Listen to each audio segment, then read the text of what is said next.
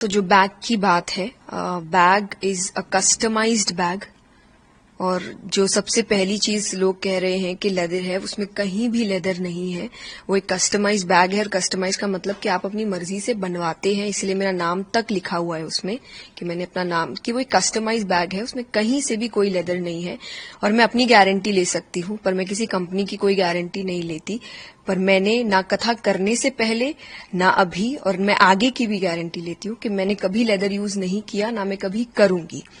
तो पहली ये चीज। दूसरी, आप ने जो बात कही कि मोह माया से दूर, तो जो सच में जिन्होंने मेरी कथा अटेंड की होगी, जिन्होंने कथा सुनी होगी, उनको अच्छे से पता है कि मैं ये बात कभी नहीं कहती। मैं हमेशा एक बात कहती हूं, और मैं आपको वो वीडियो भी जरूर दूंगी जो आप इसके साथ अटैच कर दीजिएगा, कि मैं कथा में कहती हूं कि मैं आपसे कभी नहीं कह रही कि आप पैसे मत कमाइए, अरे सब मोह माया है, सब त्याग दो। हमने नहीं त्यागा तो हम आपको कैसे बोले। So I have been very clear day one से कि पहला, मैं कोई संत, साधु, साध्वी नहीं हूं। मैं एक नॉर्मल लड़की हूं, नॉर्मल घर में रहती हूं, परिवार के साथ रहती हूं, आगे गृहस्थ जीवन पूर्ण रूप से जीना भी चाहती हूं। परिवार है, दोस्त है, रिश्तेदार है, जब खुशखबरी आती है तो हम सेलिब्रेट करते हैं, एंजॉय भी करते हैं, परिवार के साथ बाहर घूमने भी जाते हैं, यानी एक नॉर्मल लाइफ जीते हैं। और ये मैंने हमेशा से क्लियर रखा है। मैंने कभी नहीं बोला मैं साधु या संत साध्वी हूं, या मैंने वैराग्य ले लिया है, या किसी को लेना चाहिए। यहां तक कि मैं यूथ से कहती हूं कि आप मेहनत करिए, कमाइए, अपने आप को एक अच्छा जीवन दीजिए, अपने परिवार को अच्छा जीवन दीजिए, अपने सपने पूरे करिए। तो जिन्होंने सुना होगा उनको पता है कि मैंने ये बात बोली नहीं, तो शायद मेरा जीवन कोई शौक नहीं है। कह रहे इन्होंने ऐसा क्यों कहा, हमें तो त्यागने को कहती है। मैंने किसी को त्यागने को नहीं कहा। आप जैसे ऑलवेज देखा गया कि अब मेटेरियलिज्म्स की बात करती है, लेकिन एक ब्रांड को यूज करना, अलग अलग ब्रांड को यूज करना, जो कि ट्रोलर्स भी आपने देखा ही होगा सोशल मीडिया पे किस तरह से बोल रहे हैं। तो क्या ऐसा है कि आप वाकई ही ब्रांड्स यूज करते हो? कोई ब्रांड्स देख के यूज नहीं करता। आप कहीं जाते हैं, आपको कुछ पसंद आता है, आप वो खरीदना चाहते हैं। आप अगर आज कई यूथ को देखेंगे, कुछ कहते हैं अरे मुझे वो जूता खरीदना है, मुझे बड़ा पसंद आया था, मुझे ये कपड़ा खरीदना है, मुझे बड़ा पसंद आया था। अगेन आई विल से, मैंने जैसा कहा, मैं भी आप जैसी ही हूं कि अगर मैं कुछ काम कर रही हूं और उसके बदले मुझे अगर कभी कोई चीज अच्छी लग जा रही है, हाँ मेरे कुछ प्रिंसिपल्स है, जिसमें से एक ये है कि मैं लेदर यूज नहीं करती, कभी नहीं किया, तो मेरे कोई सामान में है भी नहीं। लेकिन अगर मुझे कोई चीज पसंद आई है तो मैं उसको खरीदती हूं। अगर मुझे लग रहा है कि मैं खरीद सकती हूं तो मैं जरूर उसे, और मेरे लिए नहीं, अपने परिवार के लिए भी, अपने दोस्तों के लिए भी। अगेन आई विल से, जो मैंने आपको भी कहा कि मेहनत करिए, कमाइए, ताकि अपने परिवार को, अपने आसपास वालों को और खुद को एक अच्छा आरामदायक जीवन दे सके। लेकिन उसके साथ मेरा कनेक्शन हमेशा एक चीज से रहा, क्योंकि व्हाट आई हैव लर्न, जब गीता जी की भी हम बात करते हैं कि दुनिया का सबसे बड़ा आध्यात्मिक ज्ञान है भगवद गीता, पर दिया उस व्यक्ति को जा रहा है जो आगे जाके राजा बनेगा। भगवान ने अर्जुन से नहीं कहा था कि वो अपना ऐश्वर्य त्याग दे, वो जंगल चले जाए, वो वैराग्य ले। भगवान ने कहीं भी नहीं कहा। भगवान ने कहा अपना कर्म करते रहो। अब एक राजा है, क्या वो सोने के जेवर नहीं पहनते थे, क्या वो मुकुट नहीं पहनते थे?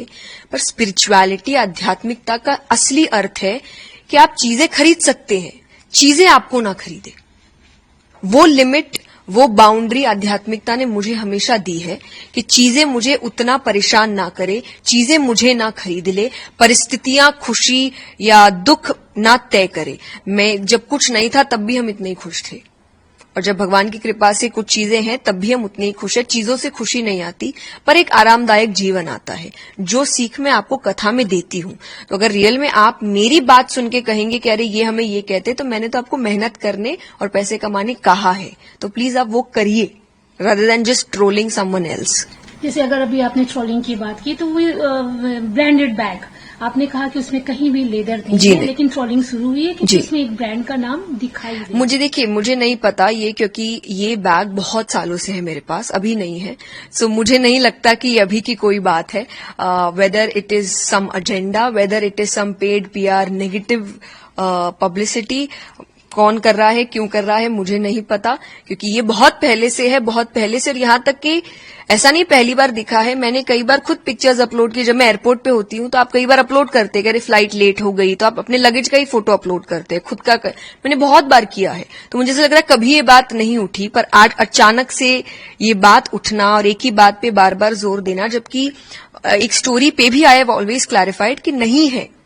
लेकिन बस यही बात है कि ये वीडियो भी और वो स्टोरी भी सिर्फ उन लोगों के लिए है जो मुझे जानते हैं, जो मुझे पसंद करते हैं, जो शायद मुझ पे थोड़ा भरोसा करते हैं और जो शायद अभी मेरे बदले पे काफी बातें इंटरनेट पे कर भी रहे हैं, तो सिर्फ उनके लिए, ताकि उनको एक विश्वास आ सके कि हाँ, हम जिस पर विश्वास करते हैं वो सही है।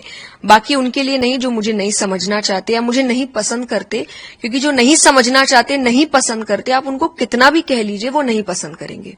तो मैं जबरदस्ती नहीं कर सकती, पर ये वीडियो सिर्फ उनके लिए जो प्यार करते हैं मुझसे, कि मैं आपको धोखा नहीं दूंगी। मैंने 22 साल पहले ये कार्य शुरू किया था। मैं इतनी बेवकूफ नहीं हूं कि मैं उस 22 साल की तपस्या, भक्ति को ऐसे जाया जाने दूंगी। तो कथा करने से पहले भी मैंने ऐसी चीजें यूज नहीं की थी, कथा करते वक्त भी, और आगे की अपनी तो गारंटी दे सकती हूं कि मैं नहीं करूंगी। So it is purely a customised fabric based bag. बस अब धन की बात तो मैंने जब क्लियर कर ही दिया है कि मैं साध्वी, संत, साधु नहीं हूं, तो आप क्यों मुझे उस पेडेस्टल पे बैठाएंगे कि अरे आप तो संत हैं। मैं नहीं हूं संत। मैं आप जैसी बच्ची हूं, जैसे आपके घर के बच्चे हैं, बिल्कुल वैसी हूं, परिवार के साथ रहती हूं। So I think it's high time, और ये मैंने बहुत इंटरव्यूज में कंटिन्यूअसली बोला है। तो जिनको समझना होगा वो समझ जाएंगे, और नहीं तो आप कितनों को बार बार सफाई देंगे।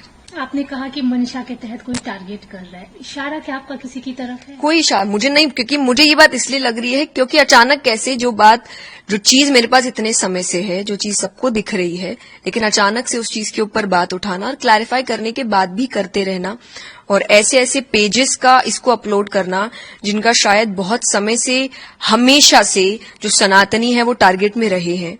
बिकॉज जब हमने उनके पेजेस को सर्च किया, जो हमारी सोशल मीडिया एजेंसी है वो सर्च कर रही है, तो बैक टू बैक देख रहे हैं कि जब भी कोई सनातनी कोई अच्छा कार्य करने का कोशिश करता है वो उन्हीं को टारगेट करते हैं। वो जानबूझ के ऐसी चीजें उठा के लाते हैं जो उनके काम से जुड़ी नहीं है, कि वो क्या बोलते हैं, वो कितने लोगों तक अपनी बात पहुंचाते हैं, भगवान की बात पहुंचाते हैं, वो उनका क्वेश्चनिंग नहीं है। पर पर्सनल लाइफ में क्या है वो ज्यादा उनका क्वेश्चनिंग होता है, और सिर्फ मेरा नहीं, जो भी सनातन धर्म को अच्छा काम करने की कोशिश कर रहे हैं। सो इन्यूमरस पेजेस हैव अपलोडेड जिनका कोई लेना देना नहीं है स्पिरिचुअलिटी से, they have uploaded things on spirituality, जिनका इनसे पहले शायद अगर पोस्ट देखा जाए तो आई वुड से ऐसे पोस्ट है जो सोसाइटी को एक्चुअली खराब करने का काम करते हैं। पर अचानक से now they have changed and उनको सोसाइटी बेहतर करने पर काम करना है। सो अगेन इसीलिए मैंने कहा कि मैं उन लोगों को नहीं समझा सकती, और उनके लिए ये वीडियो है भी नहीं। ये सिर्फ उनके लिए है जो समझना चाहते हैं, ये उनके लिए है जो मुझे प्यार करते हैं, जो मुझ पे विश्वास करते हैं। तो आप विश्वास करिए, मैंने आपका विश्वास नहीं तोड़ा है।